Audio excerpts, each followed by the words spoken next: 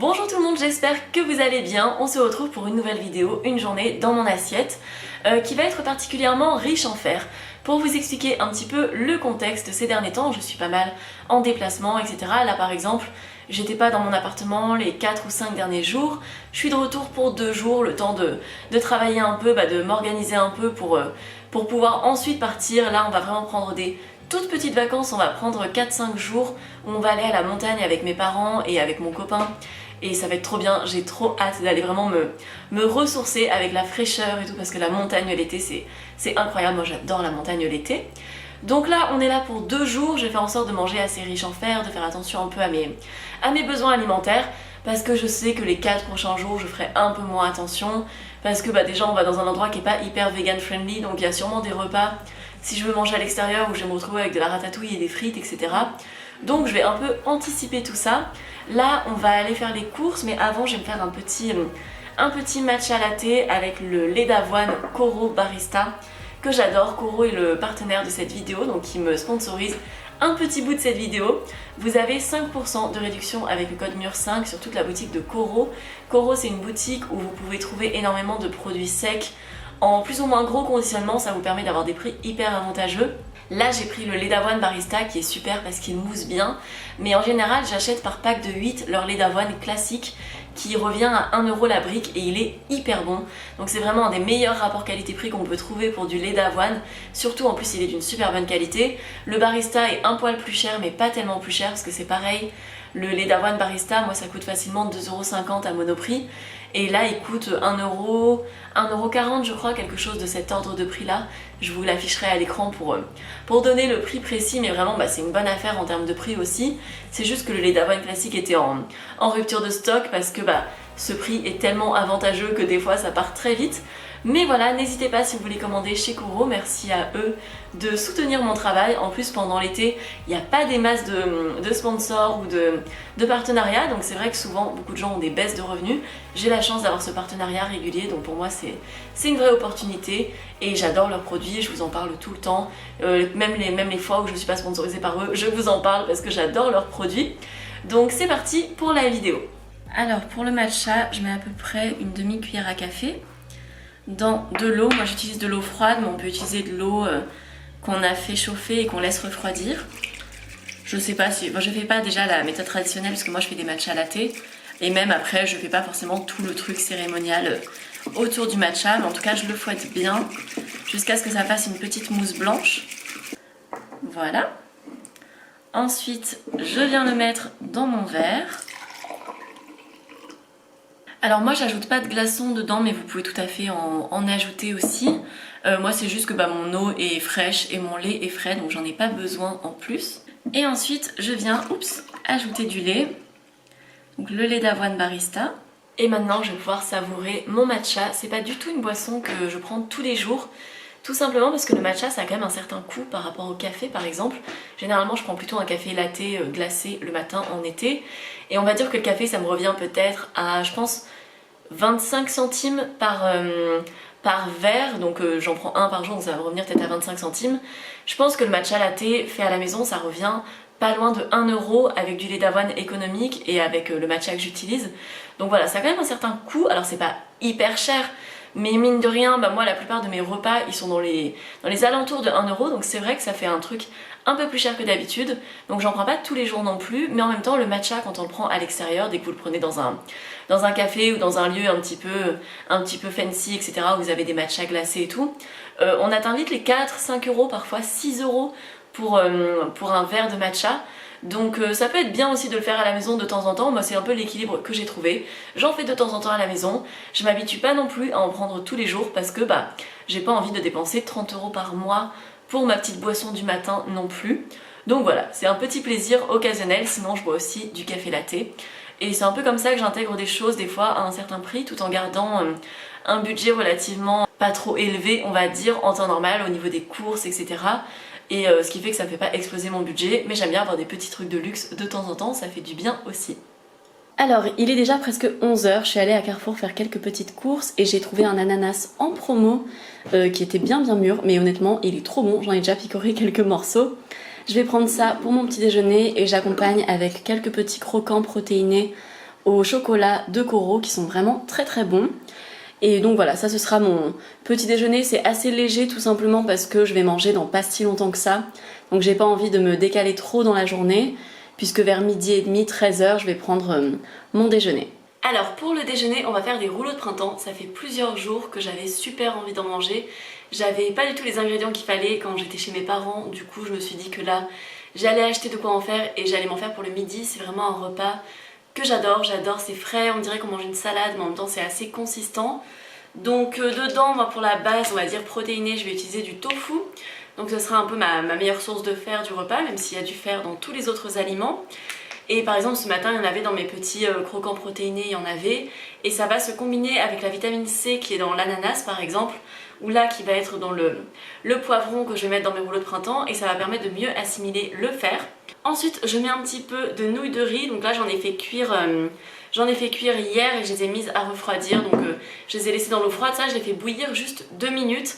Après je les laisse refroidir et après je trouve que c'est comme ça que je les préfère, faut pas qu'elles soient trop cuites non plus. Je vais mettre de la menthe que j'ai acheté ce matin, je vais mettre des radis, j'en ai acheté quelques-uns aussi, de l'oignon rouge, du concombre et de la salade. Généralement je mets aussi de l'avocat dedans quand j'en ai, là j'en ai mais ils sont pas assez mûrs. Donc c'est pas grave, on va se contenter de tout ça. Et on va voir ce que je vais faire pour la sauce. J'ai envie de faire un truc un peu riche, un peu avec un côté presque de la mayo mais aigre douce. Et j'ai pas de mayo sous la main et j'ai plus de moutarde non plus. Donc on va faire un petit peu de truc improvisé. On verra tout ça après. J'ai pris 250 g de tofu, donc il y aura la moitié pour moi, la moitié pour mon copain. Lui il va le prendre sous forme de salade parce qu'il aime pas les rouleaux de printemps. Et de toute façon il y aura sûrement des restes et j'ai fait beaucoup de nouilles de riz. Donc j'en mangerai sûrement demain midi sous forme de salade aussi. Ensuite tout le monde connaît ma manière de faire du tofu, donc je fais des tranches ou des cubes, donc ça dépend de la forme que j'ai envie de donner. Je mets ça dans de l'huile d'olive, j'ajoute des épices. Ici j'ai mis ces épices goût bacon qu'on m'avait offert il y a un bon petit moment. Mais vous pouvez mettre du paprika, vous pouvez mettre de l'ail en poudre, de l'oignon. Ce mélange d'épices c'est avant tout de l'oignon, un petit peu de goût salé, de levure, etc. Ça donne un petit goût fumé, c'est très très bon. Mais il y a à peu près tout qui peut faire l'affaire. Et dès que ça a fini de griller, je les retourne. De l'autre côté, c'est un petit peu grillé. Et là, je viens ajouter de la sauce soja pour déglacer le tout, de la sauce soja salée. Alors, j'ai préparé tous mes ingrédients. Donc, j'ai le tofu grillé que j'ai découpé en lamelles. Des fois, je le fais pas griller, je le fais simplement mariner, c'est bon aussi. Là, c'est tous les ingrédients que je vais venir mettre dans mes rouleaux de printemps. Je pense que je me suis surestimée au niveau de la quantité de salade. Donc il en restera sûrement pour demain, mais c'est pas problématique. Donc menthe, concombre, radis, oignon rouge, salade, poivron. Le tofu. Là c'est mes galettes de riz, donc j'en ai 4 qui sont entières et j'en ai 2 qui se sont cassées et j'ai pas retrouvé les autres bouts. Donc on va faire avec ça, je vais voir si ça peut marcher. Et s'il me reste des choses, du coup je viendrai me faire de la salade en plus avec des nouilles et les ingrédients qui sont par ici. Là c'est la salade que j'ai fait pour mon copain, donc c'est vraiment identique à ce que je vais manger, sauf qu'il a de la tomate à la place des poivrons et que c'est sous forme d'une salade au lieu d'être sous forme de rouleau de printemps. Mais ça va être bon aussi, je vais faire la sauce et il aura la même sauce que pour mes rouleaux de printemps. Donc c'est parti, je vais commencer à assembler tout ça. Je vais récupérer mes nouilles que j'avais remis au frigo entre temps. Alors pour assembler, je suis pas une pro, vous avez des tutos qui feront ça bien mieux que moi sur YouTube. C'est ce que je vous dis de toute façon à chaque fois que je fais un truc où je suis pas une experte non plus. J'ai nettoyé mon plan de travail, je fais directement dessus, c'est la première fois que je fais comme ça, d'habitude je fais sur un torchon. Mais j'ai vu que des gens faisaient comme ça, donc je me suis dit qu'on allait tenter. Si on peut trouver un moyen de faire de la lessive en moins, eh bien moi je dis oui. Donc on va mettre un petit peu de tout. Et je vais juste mettre les radis au bord comme ça. J'ai vu un tuto d'une dame qui mettait des crevettes à l'extérieur pour que ça ressorte sur le rouleau de printemps. Je me suis dit qu'on allait tenter. On va voir ce que ça donne. Je garantis rien sur moi. Hop, on met ça. On met un petit peu de poivron. Je sais jamais comment doser. En fait, ça fait, je sais pas, 2 semaines que j'en ai pas fait et j'ai l'impression qu'à chaque fois j'oublie comment il faut faire. Donc voilà. Ah bah j'ai oublié les nouilles de riz. On va en mettre un tout petit peu parce que sinon il va être trop gros peut-être, je sais pas. On va faire comme ça. Ils auront chacun des petites variétés différentes, ce sera le jeu. Alors, on rabat les bords. Hop. Je viens plier ça. Ah bah c'est parfait, je vais avoir les petits radis à l'extérieur. Bon, je les ai pas hyper bien serrés, comme à chaque fois que j'en fais en vrai. Et voilà. Ah mais c'est joli hein. Très mignon. Je valide. Et en vrai, il est plutôt bien serré, donc c'est pas mal du tout. On va faire les autres, je vais voir ce que ça donne avec les feuilles cassées. Et après, on passera à table. Ah non, faut que je fasse la sauce aussi. Alors pour mes rouleaux de printemps, il y a ces trois là que j'ai gérés, je suis trop contente, ils sont trop bien faits. Après j'ai décidé d'ajouter des petites feuilles de menthe, je trouve ça trop bien l'astuce de mettre les trucs en double rang, ça doit être la technique officielle mais je l'avais jamais fait, donc tant mieux. Et ça c'est le premier que j'ai fait avec la feuille cassée, donc ça a un peu donné un truc pas incroyable. Le deuxième j'ai un petit peu sauvé tout ça, et là il y en a un que j'ai foiré, il est un petit peu trop desserré, mais c'est pas grave, ce sera très bon quand même. On va passer à la petite sauce et on va manger. Pour la sauce, j'ai fait un petit mélange au fur et à mesure, j'ai pas filmé mais je vous mettrai le détail des proportions en barre d'infos, mais j'ai mis du beurre de noix de cajou Koro. Vous pouvez très bien mettre du beurre de cacahuète, ça donnera un petit goût qui va super bien avec, mais là je n'en avais plus. J'ai mis un petit peu de vinaigre de riz, un petit peu de sauce aigre douce, j'ai mis de la crème de soja et j'ai mis de la sauce soja sucrée. Si j'avais eu de l'huile de sésame, j'en aurais ajouté pour amener le petit côté toasté que ça vient donner, vous savez, l'huile de sésame grillée. Ou alors du beurre de cacahuète, ça aurait pu être bien aussi, mais là ça va être très bon comme ça. Mais ce serait plus économique avec du beurre de cacahuète, même si c'est très bon avec le beurre de noix de cajou. Et voilà pour le déjeuner, donc on est sur un repas extra riche en légumes. J'ai ma petite salade en plus avec tout ce qui me restait, je l'ai mis dedans. Il y avait encore un peu de salade que j'ai pas ajouté parce que j'avais pas envie d'en manger non plus 8 tonnes. Mais en tout cas, on fait le plein de légumes à midi. La salade de mon copain a l'air trop bonne aussi, je mangerai sûrement pareil demain. De toute façon, c'est un peu le même principe que ce que je me suis fait là, sauf que j'ai pas mis de nouilles de riz vu que j'en avais déjà. La petite sauce hyper onctueuse, trop bonne.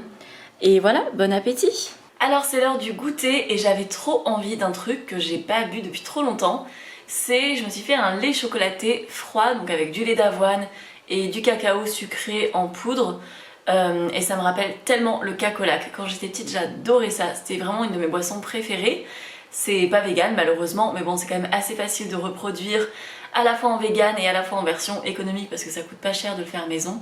Donc là, je me suis fait ça, donc je vais le déguster tranquille. Je savais pas au début si j'avais envie de me faire un truc frais comme ça. J'hésitais avec un smoothie et j'avais plus de bananes au congèle parce que souvent j'utilise des bananes congelées. Et voilà, et j'ai plus de bananes fraîches non plus. Du coup, je me suis dit que ça pouvait être trop bon de faire ça. Et pour l'accompagner, parce que j'ai un petit peu faim, en soi, les rouleaux de printemps, je trouve ça trop bon et ça remplit trop bien. Mais c'est vrai que quelques heures après, j'ai un peu faim parce que je pense que j'ai tendance à pas mettre assez de nouilles de riz ou ce genre de choses dedans. Et vu que finalement, c'est pas mal de légumes, ça me cale pas autant que si je mange une bonne assiette de pâtes avec une sauce, des légumes, etc. Et donc je vais manger une petite barre aux noix. Là c'est la barre noix et noix de cajou de Koro qui est incroyable. Cette barre est trop bonne. Je les achète par paquet de 12 et je les ai toujours dans mon sac quand je sors, etc. C'est rare que je les mange chez moi, je les prends plutôt à l'extérieur en temps normal. Mais là j'avais faim, donc c'est parti pour la petite barre noix de cajou, noix, mais je crois qu'il y a des amandes aussi. Et vraiment elle me fait trop penser, il y a un espèce de côté avec les amandes caramélisées, ça me fait penser à du nougat, enfin je trouve ça trop bon. Et avec ma petite boisson, ça va être un très bon goûter. Je vous retrouve si je remange quelque chose dans l'après-midi ou sinon pour mon dîner. Et bien évidemment pendant la journée je bois aussi pas mal d'eau. Je vous filme pas le fait que je boive de l'eau parce que c'est pas spécialement intéressant. Et il y a aussi un truc, tous les 15 jours je prends de la vitamine B12. Donc je prends celle de la marque Natrol, vous pouvez la trouver en barre d'infos. Et si jamais elle n'est pas disponible, je vous mettrai une autre marque qui est bien aussi.